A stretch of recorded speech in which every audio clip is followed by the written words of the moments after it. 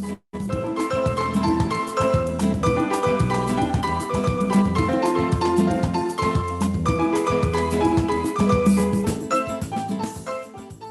know people will be coming in, but we're going to get started. So Enrique, do you want to go ahead and start us off? Well, first of all, thank you, everybody. And please, as you start to come in, give us your name, put it in the chat room. We'll give you a shout out throughout the day. Oh, I like this. UC Riverside, Cahuilla, Tungva, Luiseño, and Serrano lands. Orale, Kumiai, Shumash. Buenos dias and good morning to everybody. My name is Enrique Murillo. I am coming to you from California State University, San Bernardino. I'm a longtime professor, and I was mentioning earlier, I'm an alumni. What's the alumnus? Alumnus. I'm an alum. Excuse me. My lack of I don't know, was it cultural capital? I haven't acquired all the cultural capital yet. I'm a renter of the English language. I don't own it yet. I'm just rent. So anyways, I'm an alumnus of Cal State LA. I love the Cal States. You know why? Because we work with the working class students. Mm-hmm. The students like us, right? Trying to come up, trying to make something of ourselves, trying to improve our family, our quality of life. Education is the struggle that we struggle. You know, a lot of people say, those Mexicans, those Latinos, they don't care about education. The opposite. I mean, it couldn't be any further from the truth. Yes, we care about education. That's why do you think our parents and our grandparents, you think they liked to suffer? You know, they like to struggle and they liked not going without food. No, they struggled so that we can get to where we're at. And at one time, we wouldn't even be where we're at right now. We weren't allowed to participate at all, really, in higher education at all. And we were lucky we made it to the third grade, you know, like many of our parents, right? So here we are. We're coming to you. This is the fall meeting of the Southern California Consortium of Hispanic Serving Institutions. Now, if you don't know, Hispanic Serving Institutions are those that have at least 25%. It's a federal designation, at least 25% of the undergraduates, right? So they're not counting the graduates, 25% of the undergraduates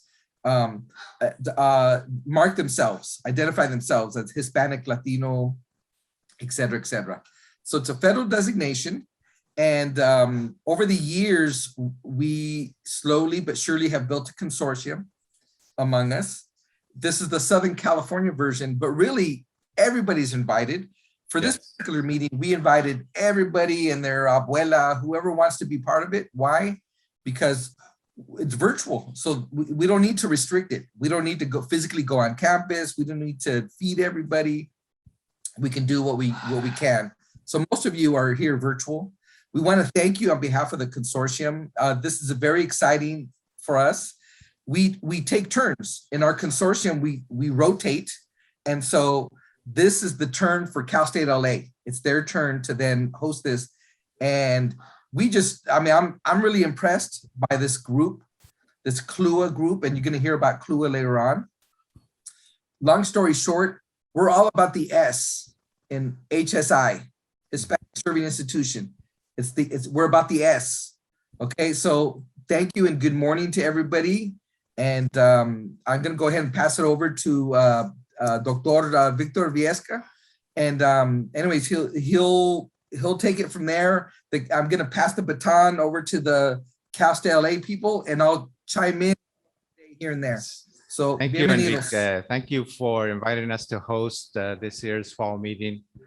Buenos días y bienvenidos to the fall meeting of the Southern California Consortium of Hispanic Serving Institutions, sponsored by LEAD and hosted by CLUA, the Chicanx and Latinx University Association.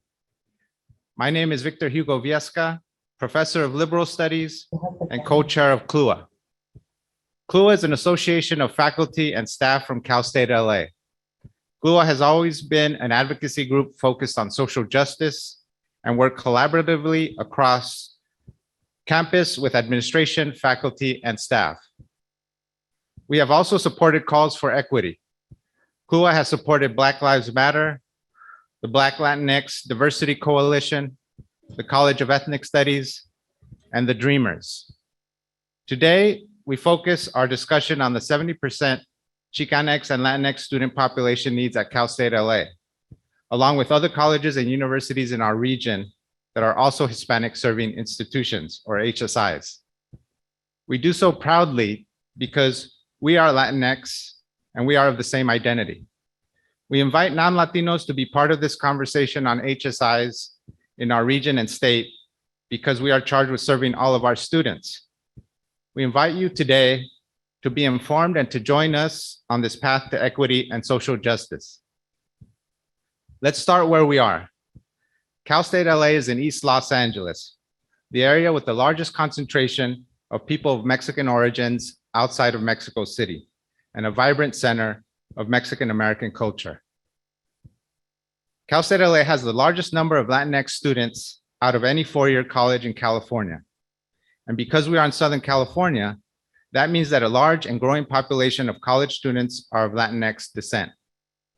It is a fact that HSIs educate more than 2/3 of Latinos in the country, but it is also important to point out that HSIs enroll more African Americans than all the historically Black colleges and universities combined, more American Indians than all the tribal colleges and universities put together, and over 40% of all Asian Americans in college today. Their success is all our success. Muchas gracias for being here. Now, speaking of where we are, I turn to my colega, Dr. Sandra Gutierrez, for our land acknowledgement. Sandra, thanks for being with us. Thank you so much. I'm so honored to be here this morning. With great respect, Cal State LA acknowledges the Tomba people as the traditional caretakers of Tabangar, the Tomba world, including the Los Angeles Basin, South Channel Islands, San Gabriel and Pomona Valleys, and portions of Orange, San Bernardino, and Riverside counties. Cal State LA is located within these lands. As an institution located on unceded Tomba land, we pay our respects to the ancestors, elders, to relatives, relations, past, present, and emerging. Consistent with our values of community and diversity, we have a responsibility to acknowledge and make visible the university's relationship to Native American peoples. By offering this land acknowledgement, we affirm Indigenous sovereignty, and we will work to hold Cal State LA more accountable to the needs of American Indian peoples. This is a statement that was prepared by Dr. Kimberly Robertson, Muscogee, and Tomba Elder Julia Bogani in 2020. And as respectful guests, we want to recognize that we're standing on occupied, stolen land. We want to recognize the original peoples, the ancestors of these territories, of these lands. We also want to recognize and acknowledge the earth, the sky, the waters, the forest, all living things, human and non-human, that are part of creation. We honor the legacy, spirit, and recognize the continuous presence of Tomba people and the Native American peoples of these lands. We ask for permission and blessing to share the word today, and we ask the Creator for guidance and wisdom as we walk the path of our ancestors. Thank you.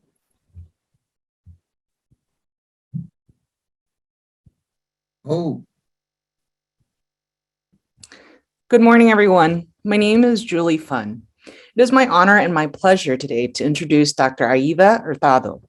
Dr. Aida Hurtado is the Associate Dean in the Social Sciences and Luis Leal Endowed Chair in the Department of Chicana and Chicano Studies at the University of California, Santa Barbara. Her research focuses on intersectional feminisms, Latinas, Latinos, Latinx, educational achievement, and media representations of race, class, ethnicity, gender, and sexuality. Trained as a social psychologist, she combines the feminist writings of African-American scholars with Chicana feminisms, social identity theory, and Anzaldua's borderland theory to delineate the applicability of intersectionality to different ethnic, racial, and gender formations. Her most recent books include Intersectional Chicana Feminisms in 2020, Sitios y Lenguas, and Mexicana Fashions, Politics, Self-Adornment, and Identity Construction in 2020. She is the current chair of Mujeres Activas en Letras y Cambio Social.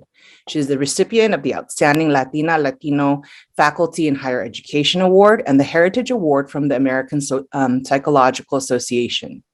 In addition, Professor Hurtado spoke at the 2017 and 2018 Women's March.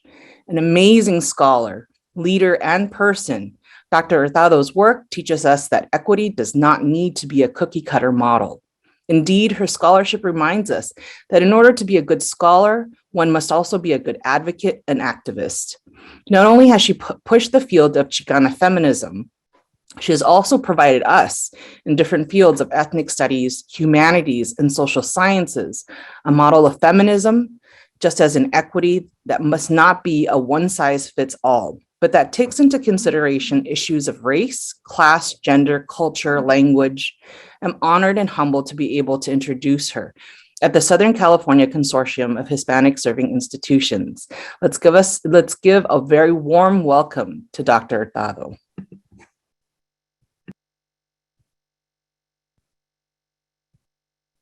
I always forget to unmute myself.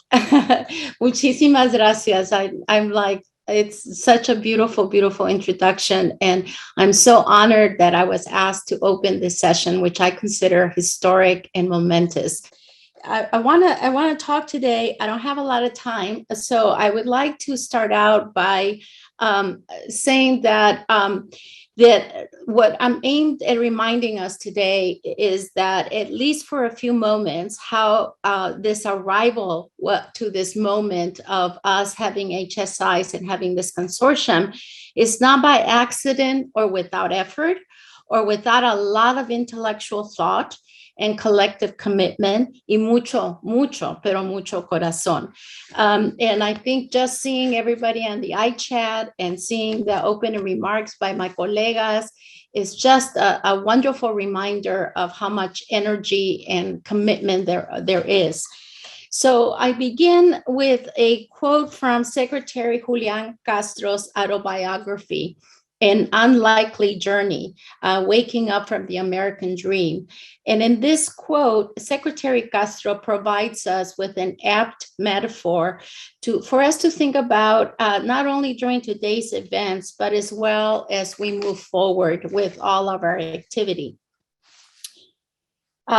In his book, Secretary Castro describes the American dream, and I quote, a relay in which one person sacrifices, in my case, Mamos, which is Castro's maternal grandmother, were vital to the success of later generations. Because of the difficult journey Mamo made, it was possible for my mother, who's actually an activist in San Antonio, and then my brother Joaquin, who's also a congressperson, and me to have opportunities that she never had, end of quote.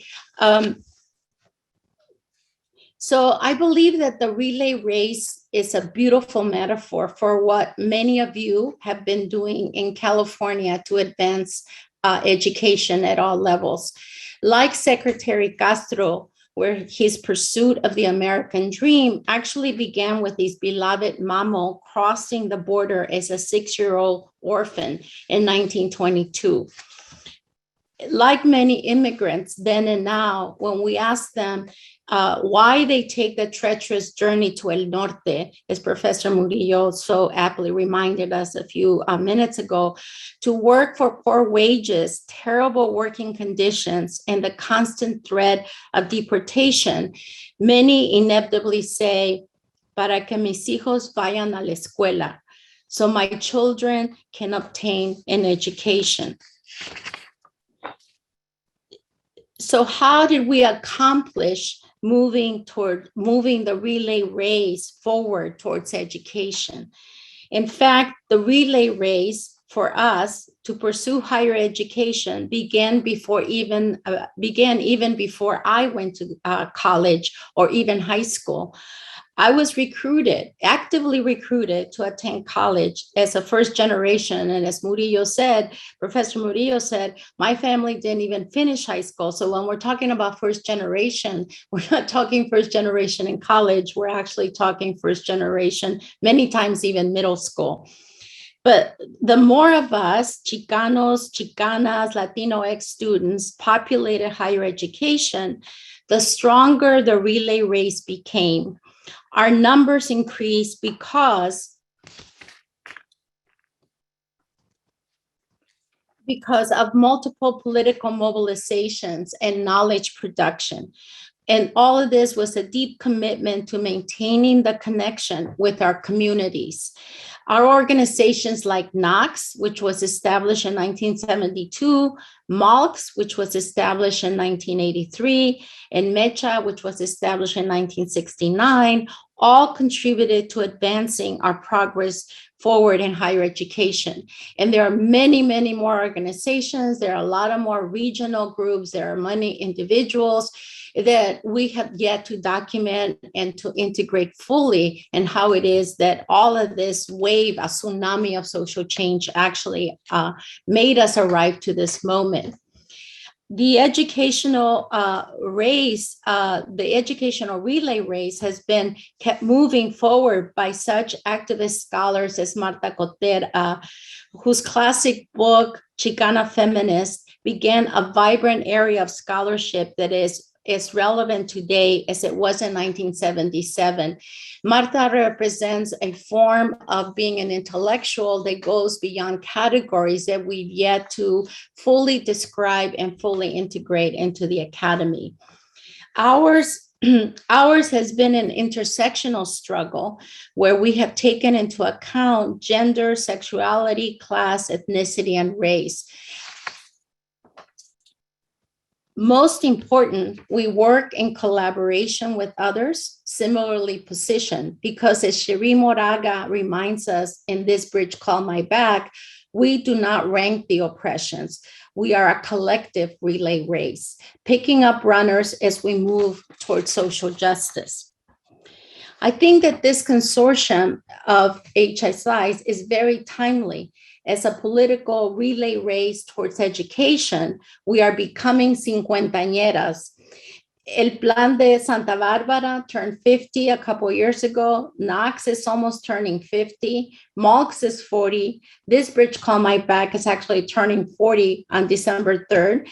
The Chicana Feminist book is now 44. So our wild 20s and confused and embattled 30s are behind us. We are gathering our political and scholarly maturity to confront the reality of our numbers. In other words, ya no somos escuincles. We are a national population, but California is at the forefront of this relay race. What happens here, what we choose to do here, what we decide, how we decide to run the next section of the relay race will influence what happens in the rest of the country. It is an exciting time. We have produced a lot of words, a lot of analysis, a lot of scholarship. We have marched, demonstrated, and changed policy and law. Now we are ready to act. What we decide to do beyond words will change this country. We have done well, and we are ready to launch the next generation of relay runners to accomplish even more. Because, as Gloria Anzaldúa reminds us, we should all do work that matters. Vale la pena. It is worth the pain. So thank you so much for allowing me to do this. And it is my great honor now to introduce the president of CESLA. And so give me 1 minute. I had my notes here and I found them. Mucho gusto, Presidente Covino. It is a great pleasure and honor to introduce you as a first generation college student who moved with his family from Connecticut, of all places, to San Fernando Valley when you were 12 years old. He graduated from Reseda High School and attended the University of California, Los Angeles, where he earned his bachelor's degree in English and holds a master's degree from California State University, Northridge, and the University of Southern California. He earned his PhD in English from the University of Southern California in 1981. And he became president of Cal State LA in September of 2013. President Covino has overseen the establishment of Cal State's LA Center for Engagement, Service, and the Public Good, with which consolidates and strengthens community service and service learning opportunities, such as Civic University, a partnership with Los Angeles and Mayor Garcetti. The university is helping to train civic and community leaders. And it is this kind of effort that I think we will be known for. And in our second half of our cincuentañeras, cuando, I don't know what you call them when you're 100, but you know, the chair that I hold, Don Luis Leal, taught until he was 95 or so, and he passed away when he was 102. So we're not only relay runners, we're also long distance marathon runners. So it is my great pleasure to welcome President William Covino.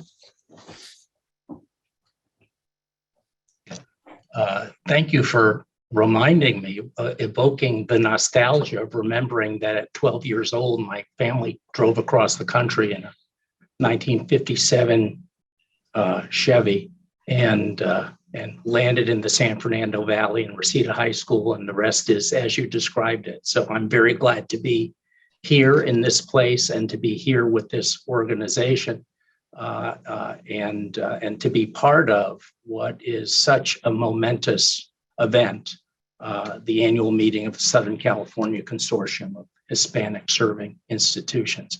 That is really a thrilling title because it embodies and indicates so much transformational dedication that we've come to realize over the years. I'm happy to see that so many colleagues have joined us today and are participating in this Zoom event. I look forward to future years in which we see each other outside of our rectangles, but certainly love having you all here today. Cal State LA is especially honored to serve as your host. Let me take a moment to tell you a little bit more about Cal State LA and the role that we play in the lives of Latino students and the wider community. Cal State LA is one of the largest universities in the country serving first-generation students, and 70% of those first-generation students, 27,000 of them, are Latino students. So we are indeed a Hispanic serving institution in the fullest demographic sense of the term.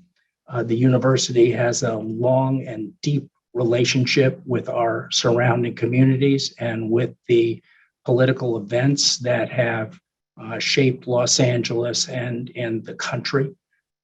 The historic East LA walkouts of 1968 took place right here and included many of the folks who are now the alumni of Cal State LA.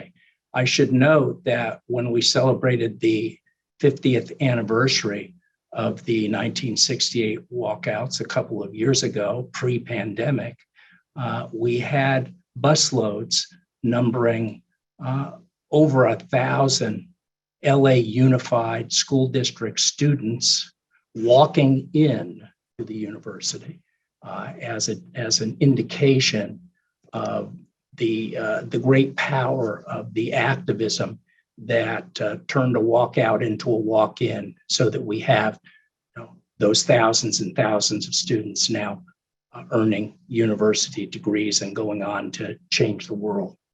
Our university, Cal State LA, is the home of the nation's first Chicano studies program. And that is an honor that never goes away and that I point to constantly because it indicates what kind of passion and dedication is memorialized in this place. Today, our faculty is one of the most diverse in the nation. We are number four in the United States for the greatest racial and ethnic diversity among faculty members at four-year colleges and universities. And that's a ranking that was published by the Chronicle of Higher Education just a few months back. So today we embrace our continuing role as a leader in educating and graduating leaders, right? And we do this through targeted initiatives across the university. I'm going to mention several of them to you.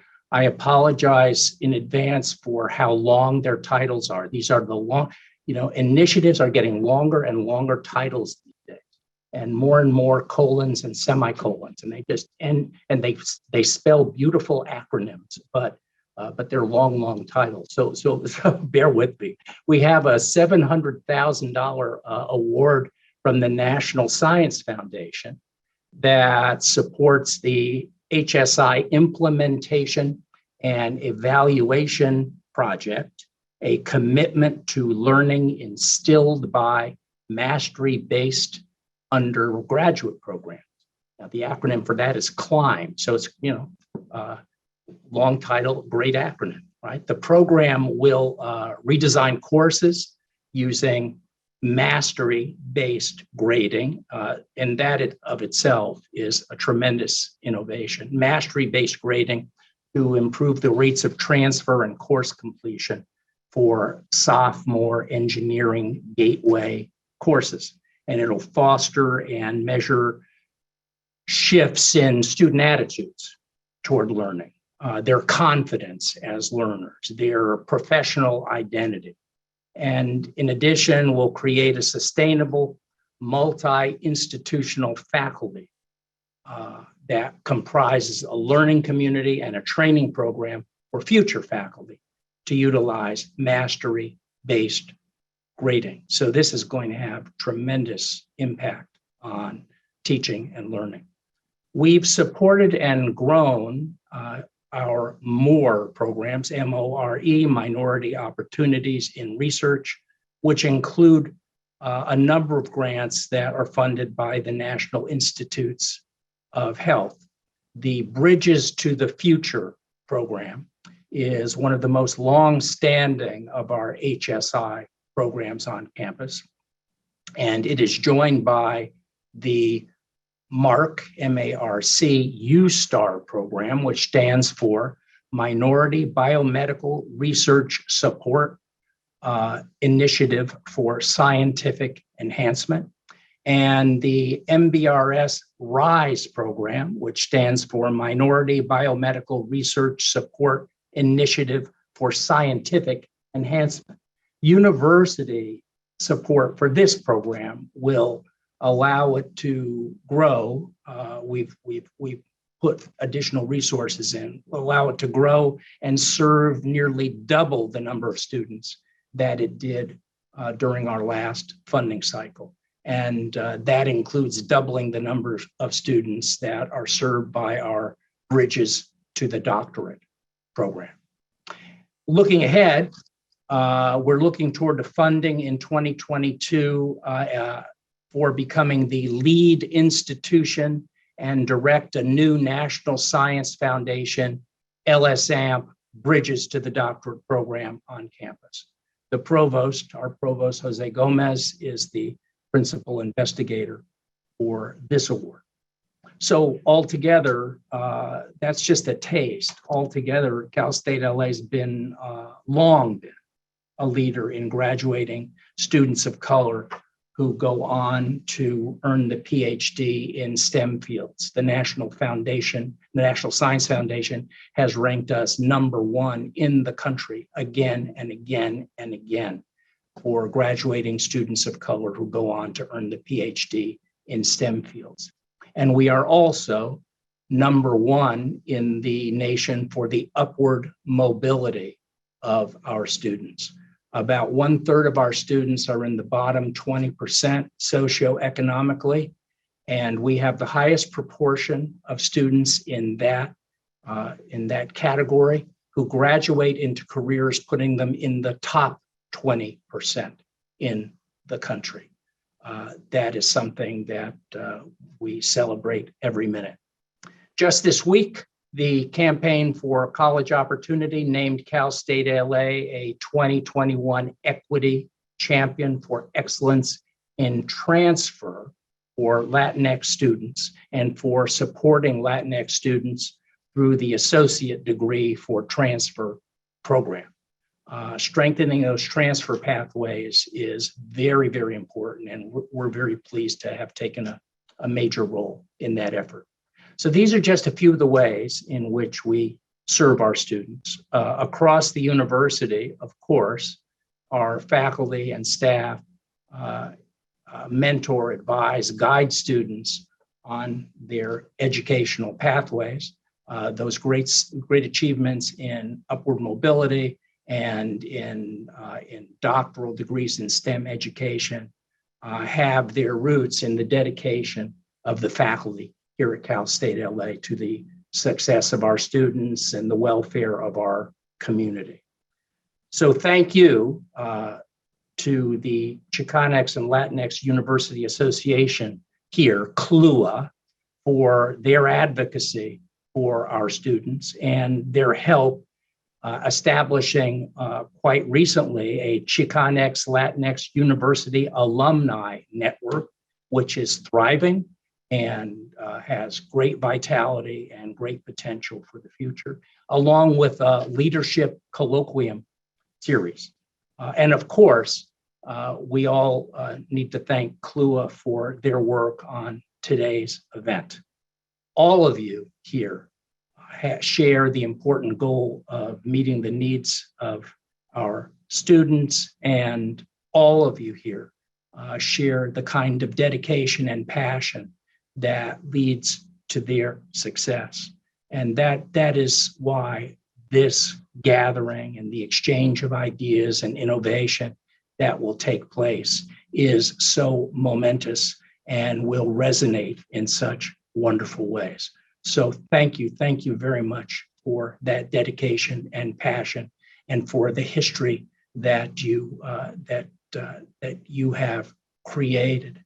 And thank you for being with us at Cal State LA virtually, and for putting together what looks to be a wonderful and impactful day. Thanks very much. Thank you so very much, President Covino. And I love getting these accolades from federal organizations. And if we're all now recognized as a transfer leader, just wait till we get a transfer center, right, President Covino? Okay. We're really excited about all of these new things, and there's more to come. So I am Professor Valerie Talavera-Bustillos from the Department of Chicanx Latinx Studies here at Cal State LA. Again, we were one of the first departments in the nation to be established. And now we have the second CSU College of Ethnic Studies. So happy to be here and happy to be part of CLUA. I'm really excited to share just a little bit of the logistics for today. And as you can hear, we have a complicated technology team that is really helping us go through today's events, trying to get it as smooth as possible. So we appreciate your patience, but we do have live students behind me. We have this, and then we have many panelists coming up. So please be patient and know that our team with Marvelous Marla and Andre Ellis and students like Francis and Alejandro are going to help us through these issues. We do have a live transcript that is available, so please use that on your Zoom link. The second thing we want to do is make sure that we are not in a Zoom mentality. We're trying to break out of that and really feel each other. And so hopefully you felt the love with Dr. Aida Hurtado, and we can continue that momentum by sharing in the chat. We want to hear how you're feeling about it, what your ideas, work those emojis and those reactions so that we can hear you and feel you. So please use the chat, and that can help you. And so, you know, the chat's always there. So please make sure you use it and show your excitement. We also have a Q&A button for you. And so if you can use that, we have people monitoring that so that you can put forth questions. There are a ton of questions already. So we're excited that you're listening and you're with us.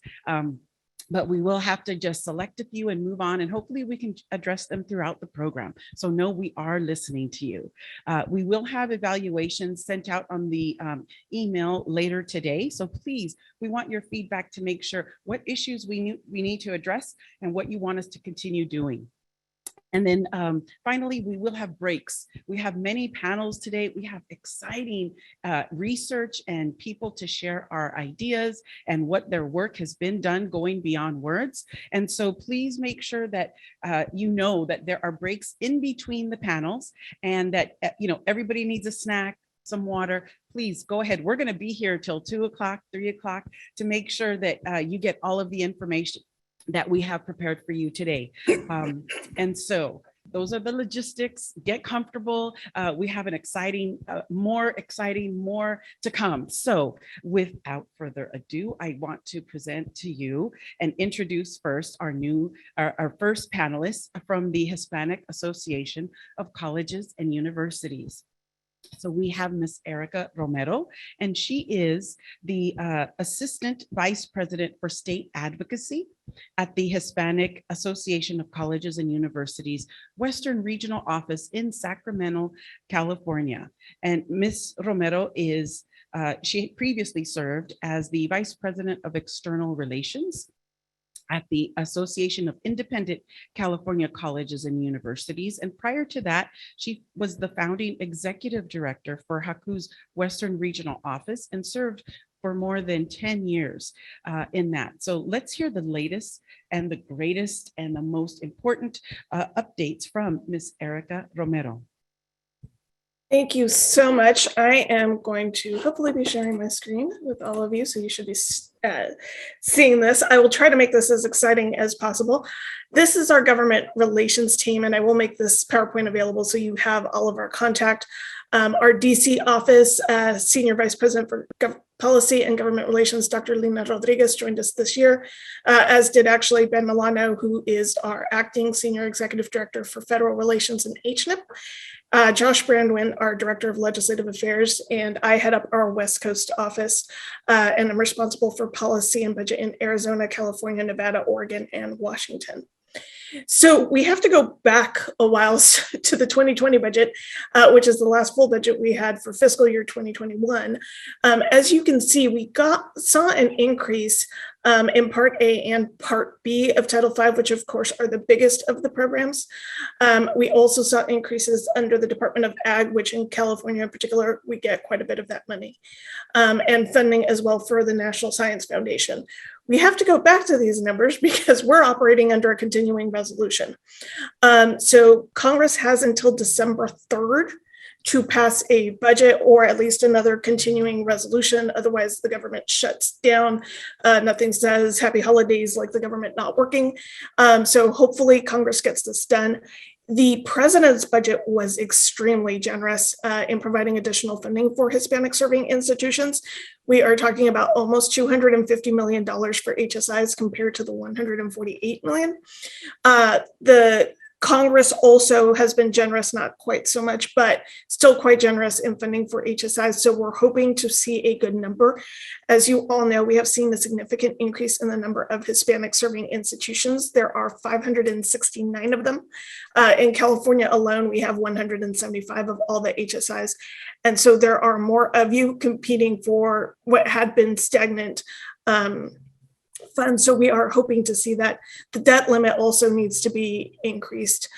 So they are negotiating all of that. You all will have seen that the president just signed a $1 trillion bipartisan infrastructure package into law, which includes money, and this is important for our institutions, that includes money for broadband.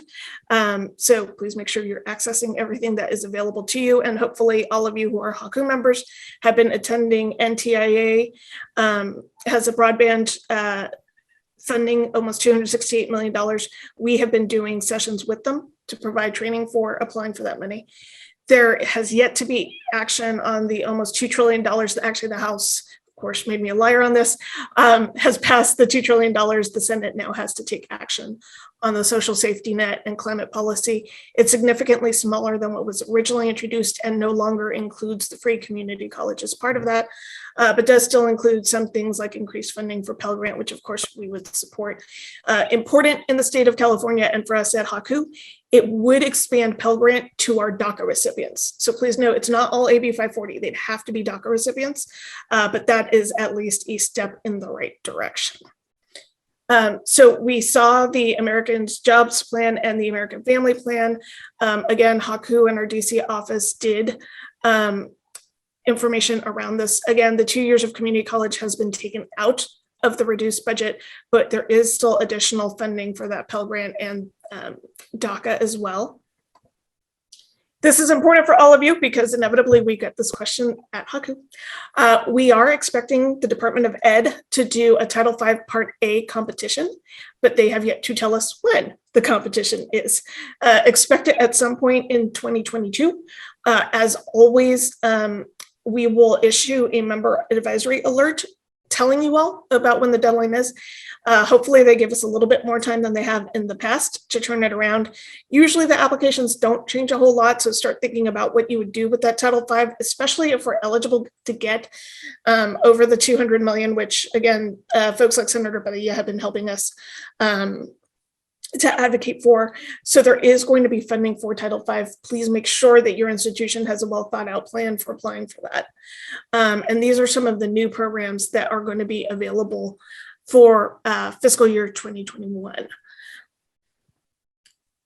The National Science Foundation has some plans. One of the concerns has always been that institutions that don't necessarily have a lot of infrastructure to apply for grants aren't getting them. And so NSF actually created 3 different tracks. And so track 1 is for those of you who have actually not in the past gotten a NSF grant. So if this is you, you've never had an NSF grant, you want to expand into that realm, you've got programs that you want funded under that. It's a 2-year-long project, $200,000 for a single institution, $300,000 collaborative, and a $100,000 incentive to partner with 1 or more HSI community colleges. And that's obviously because our Latinx students overwhelmingly start at our community colleges and then transfer to our 4-year institutions. And so we want to make sure we're creating that STEM pipeline. Track 2 has additional monies. Again, that track 1 is to get your foot in the door. And then track 3, which is your longer term project, is much, much longer. Usually we'll go to the more established institutions with programs. The deadlines are listed at the top of that. So again, particularly for those of you who have never gotten this grant, please take a look at that first year planning grant. This is a good way to get in the door at NSF. So as all of you know, in July, the Texas courts decided that DACA was unlawful, but they decided to allow DACA to continue for current recipients. And technically you could submit your application, but it's not being processed. Having said that, obviously, the first and foremost is that Congress needs to pass comprehensive immigration reform and the DREAM Act, which HAKU advocates for.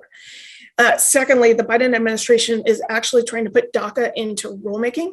So all of you will have seen that they actually have an official rulemaking. It was sent out for public comment to make it so that because the theory being if it goes through rulemaking, it deals with the issue that the courts raised about its lawfulness, because at that point it will have gone through rulemaking. So if any of you have comments on the DACA, the Biden proposal on DACA, it's available to you. But again, we continue to advocate for comprehensive immigration reform as well as the DREAM Act. Bringing it to California, in the last year, all of you will have known that Assemblymember Medina was very successful, and we supported AB 101, which will require high school students to take at least one ethnic studies course to graduate beginning in 2029-2030.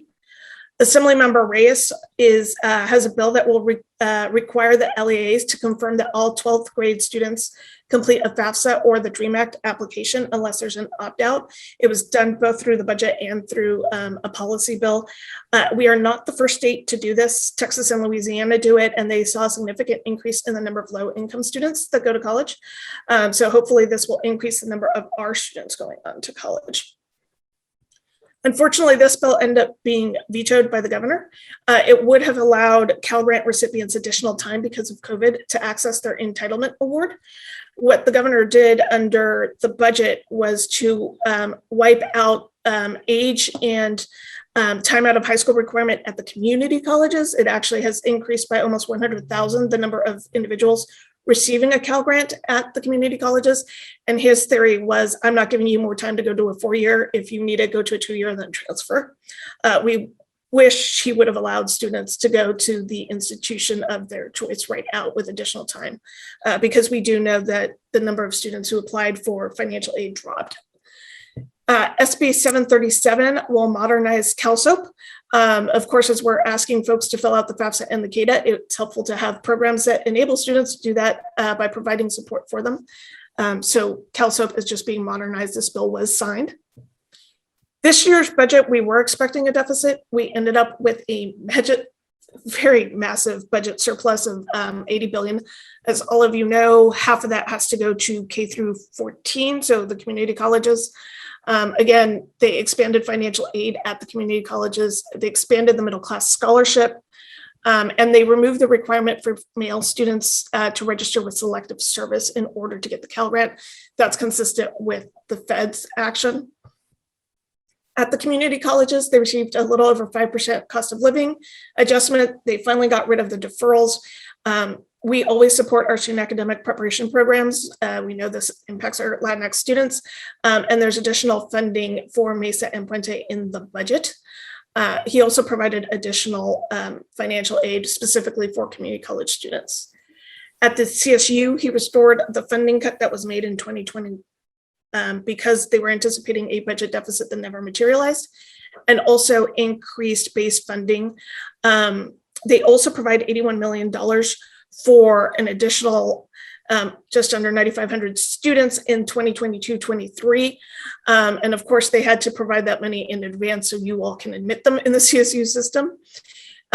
They provided $25 million in one-time general fund support for CSU Northridge for the equity and innovation and technology, which is going to help underrepresented Black and Latino students to pursue STEM.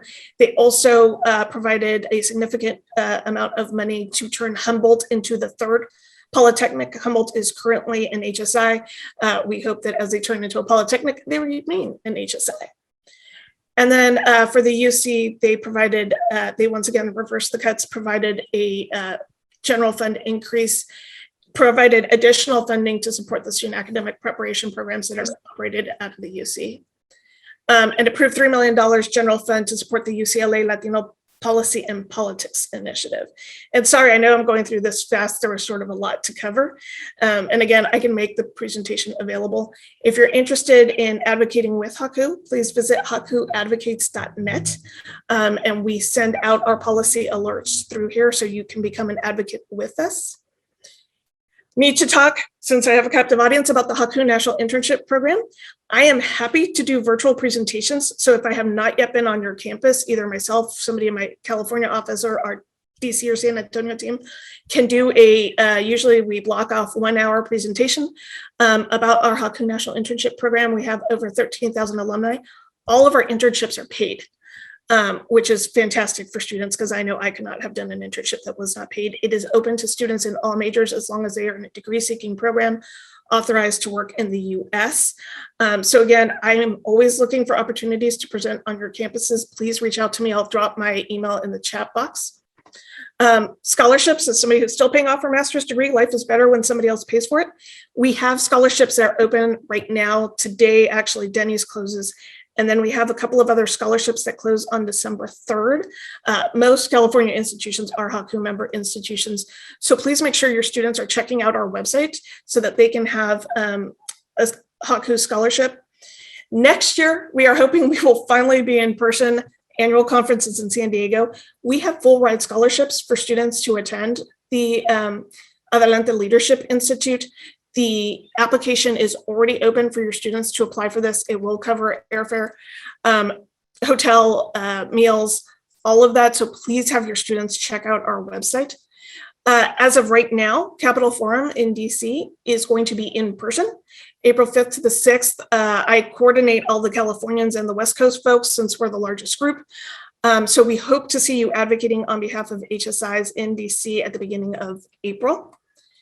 And again, national conference is in San Diego. So start putting in those budget requests to come to what will be probably the largest conference in a very long time.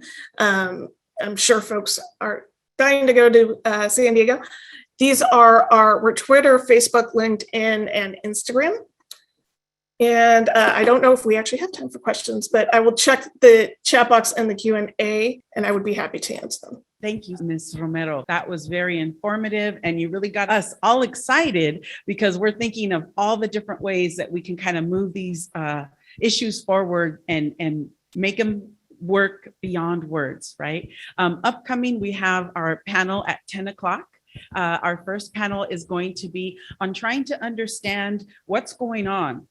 What is the landscape of HSIs? And so we're going to have different speakers to address these issues, but most importantly, share what is the data, what's going on in the community college level, and how are we addressing this at the CSU level, and what's going on at the UCs. And so it's going to be a lot of data we're going to throw at you, but we're really excited because knowledge is power, right? And that's how we're going to be able to kind of move forward and not just look at the data, but use it to kind of support our students.